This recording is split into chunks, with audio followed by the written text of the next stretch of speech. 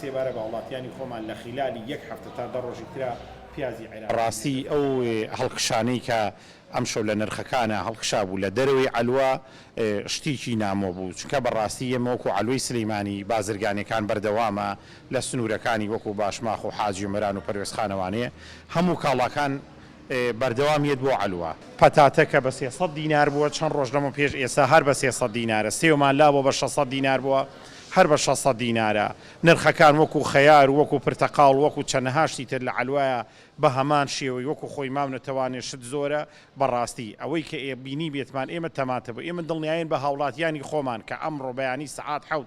ڕۆژی شەممە علووە کراوەتەوانێ شتێکی زۆر لە ناو علوایە هەیە سەوزۆ میوە هیچ کێشەیەک نییە و سنوورەکانیش کراوەتەوانێ بەڕاستی هیچ گرانبوونێک نییە و من دڵنیایم بە هاوڵاتیان ئەوەی کە زۆر نرخی هەرزان بێ لە ئێرانە تەماتێکی زۆر هەیە ئەیانەوێ هەناردەی کەن بۆ وڵاتی عێراق بیفرۆشن و دڵنیاین کە هیچ شتێک گران نابێ بەڕاستی هیچ شتێک لەبەرەوە علووە هەموو شتێکی تایە و ئاساییچە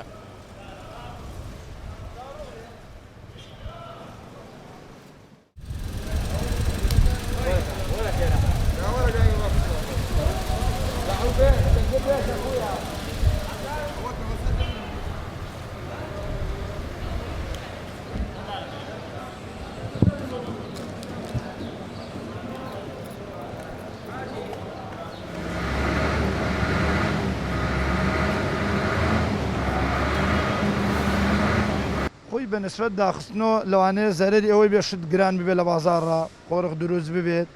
کردنەوە بێ ئاوا بە احتیادی لەوانەیە شت هەم گران نابێ حدودیش کراوەیە نەبەسراوە حدود